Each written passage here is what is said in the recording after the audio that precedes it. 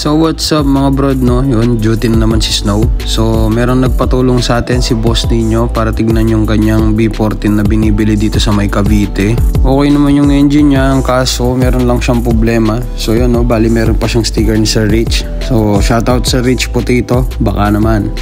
So tara, uwi na tayo, nagka-deal na sila. Sabayan lang to kahit sa NLEX. Lakasan lang ng loob. Let's go. Alright, at sa pagkatapos ng mahabang biyahe, touchdown tayo dito sa may toll gate ng Pampanga sa Angeles City. At wala nang intro, tapusin na natin to. What's up, good morning sa inyo lahat mga bro. Bagong project na naman. Ito yung sakyan na kinuha natin sa Cavite nung isang gabi. Ang issue nito ngayon is rough idling siya, tapos sliding yung transmission. Buti na nga lang nakauwi pa kami nung gabing yun. So ngayon ibababa natin yung transmission niya, tapos ayusin natin yung under niya. Pero una sa lahat, yung tranny muna, yung clutch component. Let's go. So yun, no, bali naubos na natin yung mga shit na dito. Bali nag-iwalay na nga siya ng konti. So tatanggalin muna natin yung mga axle niya, then ipo-pull down na natin yung tranny niya. Let's go. Bali excited siyang bumaba. So tatanggalin muna natin to.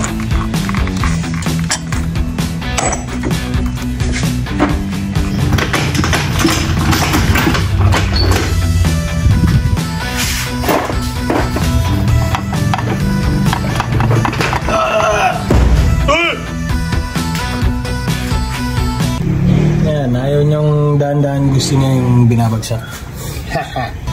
Let's go. Tabi muna natin.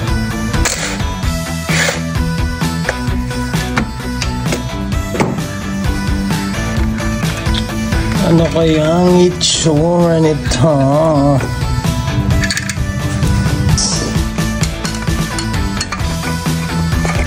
Yun. Tingnan natin yun.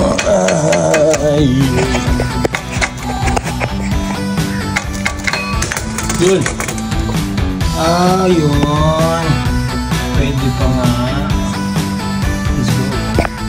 So yun, no, bali ito yung clutch disc niya. Parang pwede pa. Papunta ang flywheel. Baka kasi na nga.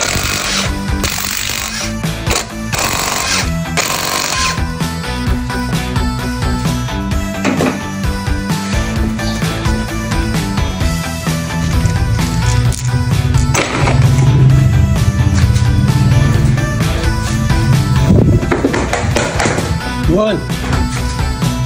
Pwede pa kaya?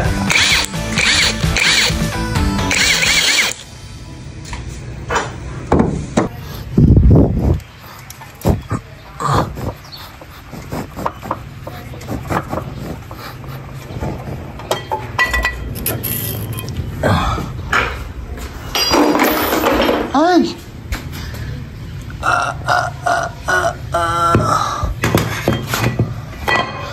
Yun, no. Kailangan talaga silang ma-reface. Let's go. Liligpit tayo ng mga gamit. Ay. So yun, no, nababa na natin siya. So ngayon gagawin natin, isasakay na natin yung mga pyesa. Mamimili tayo, pero magbibihis muna tayo kasi magpapaka-schoolboy tayo ulit. Let's go. Tara, sakay na ito.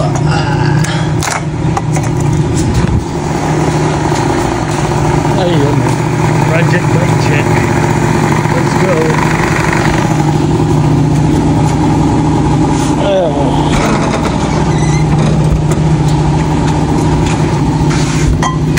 Okay, let's go. Okay, so yun, no, nasa daan na tayo at nandito na tayo agad kila Fritz. Sandali lang. I-drop off muna natin yung mga gamit nung sentro na ginagawa natin. Papareface natin yung flywheel.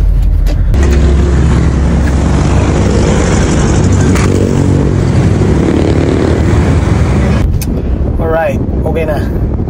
Let's go. Next tayo sa auto supply of your choice. JDL David Auto Supply. Let's go. Yan, David Auto Supply. Let's go. Alright, let's go. So yun, no, bali nandito tayo ngayon kay Ma'am Jerly dito sa may JDL Auto Supply. Napaka-tsempo naman at nandito na rin yung mga engine support ng backstyle ko. Ayan. So ito pala yung comparison ng lumang clutch lining. Ganyan na siya kakalbo. Ayan yung bago sa may left side natin. So yun, no, bali sakay na natin. Tapos biyahe na tayo. Let's go. Yeah. Alright, let's go. Anong init.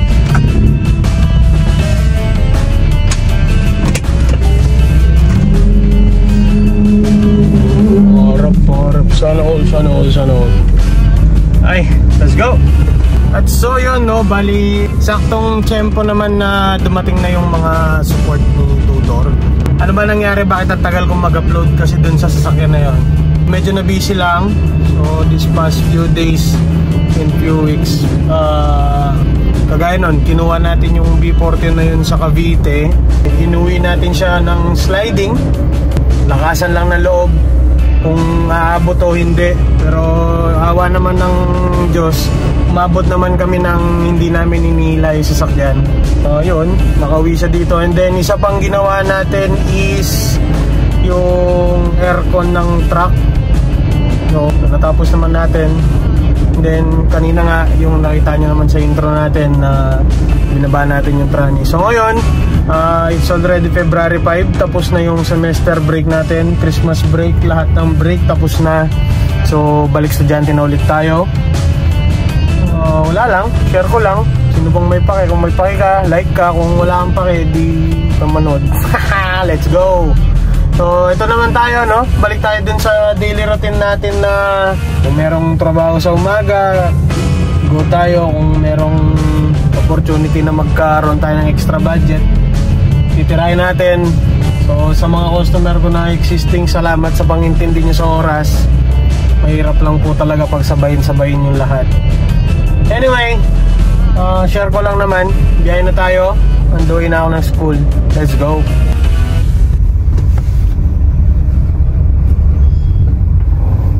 Dito na tayo ulit sa ating school. So, tuloy na lang natin mamaya yung video. Hindi ko sure kung papasok ako. Pero papasok tayo. Let's go.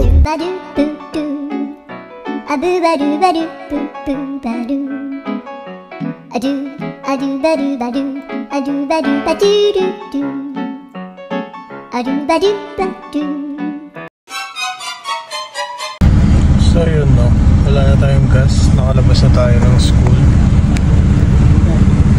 Papagas muna tayo.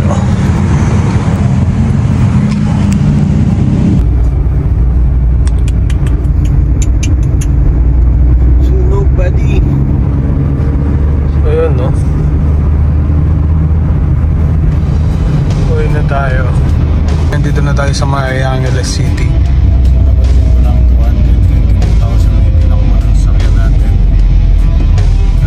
Share ko lang. Let's go.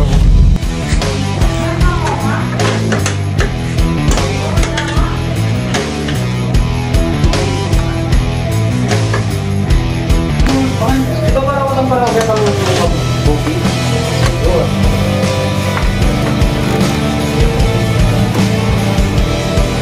Okay, so yun, no, natapos na natin yung transmission niya. So ngayon, pinoproblema ni boss ninyo yung kanyang andar. Yeah. You know. Up and down. Tapos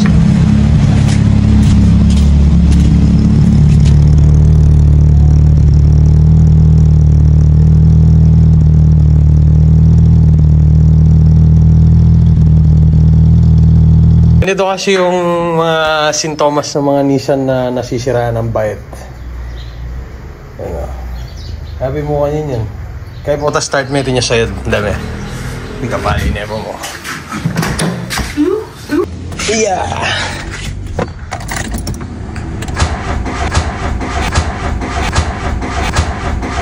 You know. Okay, so yan, no, bali kinalas na natin yung kanyang valve cover. So, yung nakita natin diferensya dito, syempre as per experience. So, huwag na natin patagalin. So, timing lang po yun. Dapat ito magkaka-asa-asawa. So, meron tong mga bilang. So, ibalik nyo lang sa dati yun. Tapos, gaganda na yung andar na sasakyan nyo. Subukan natin. Let's go.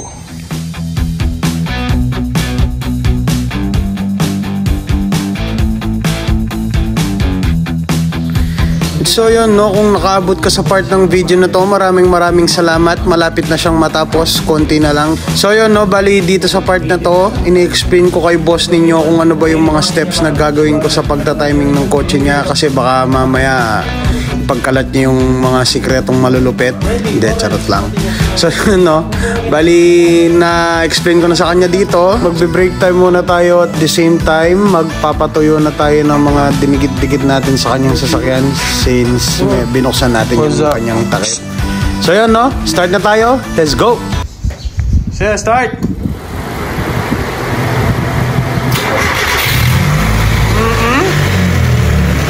Sabi niyan.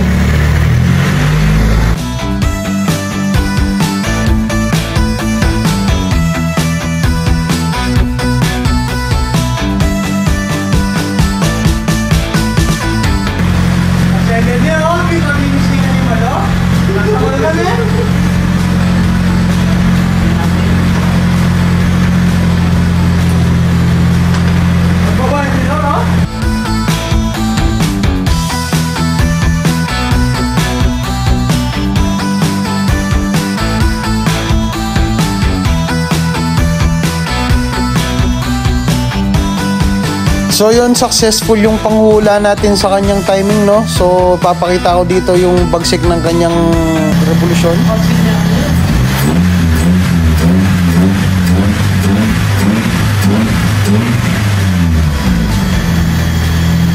Ano bang problema mo? Yun, no, bali ang problema niya, wala siyang aircon, gagi, mainit. Bago natin road test, kargaan muna natin din siya ng Freon since mainit, gagi. So, no, bali yan dito na ata si Mr. Battery Hub. Siyempre, ang dala-dala niya ay Semtruck. Sir, kabit na kayong vlog niya, sir. Yes, sir. Shoutout niya pa yung Battery Hub, sir. Shoutout yung Battery Hub, Angeles. O, ang M-Truck, sabihan mo ang M-Truck, di na ako sponsorship. Ay na, sir, kaya hindi ka ay. Okay. Hindam memo ito eh. So, sa mga battery needs nyo, call nyo lang si Battery Hub Pampanga. Free delivery pa. Let's go. Okay, sa mga magtatanong po kung anong battery ang the best. So yan, no, M-Truck lang po ang nire-recommend ni Broad TV sa mga customer niya. Kasi si M-Truck matagal nang subok kay Broad TV. So yun, no, M-Truck, baka naman.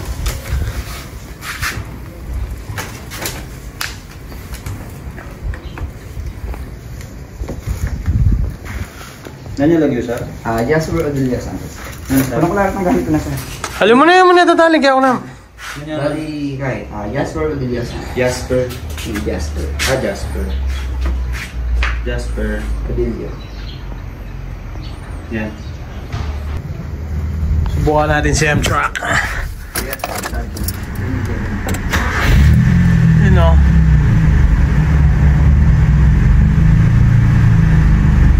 Let's go. So yun, no, ito na pala yung andar niya after niya ma-timing. Road test tayo. Tara. Yeah, atras.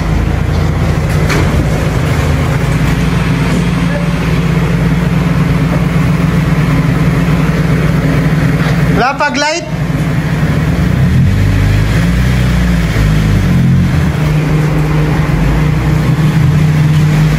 You know.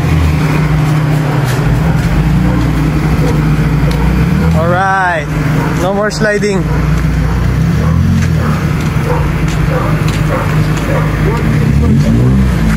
Broad TV works. Broad TV works.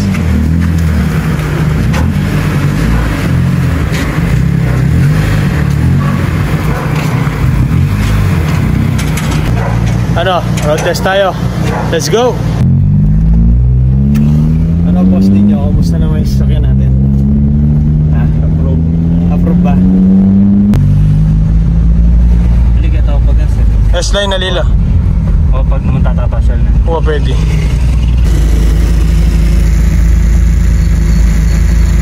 Yan ang Nissan, boy. 800 dapat. So, dapat mag-automatic yung fan mo.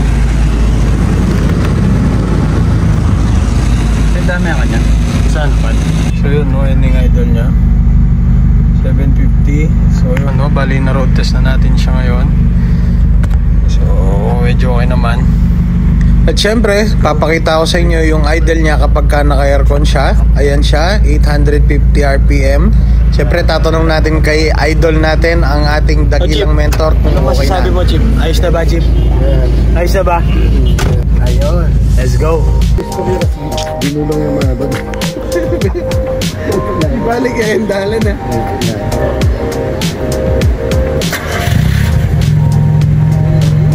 Oo. Ayos siya, boy. One click buy. Ayos na, Gar. And so yun, no, bali sa puntong to, iuwi na ni boss ninyo yung kanyang bagong lumang B14. Di pa to perfect, marami pa tong kailangan gawin, pero for now, okay na muna to. Quick recap lang sa ginawa natin sa kotse ni boss ninyo. Binaba natin yung tranny, pinalitan natin yung clutch component niya, niretiming natin siya, kinarga natin ng freon at kung ano. Thank you, Gar! So yun, no, bali maraming salamat sa inyo mga brod. So kung nag-enjoy ka sa video to, paki-like, share and subscribe mo na lang. Salamat, let's go!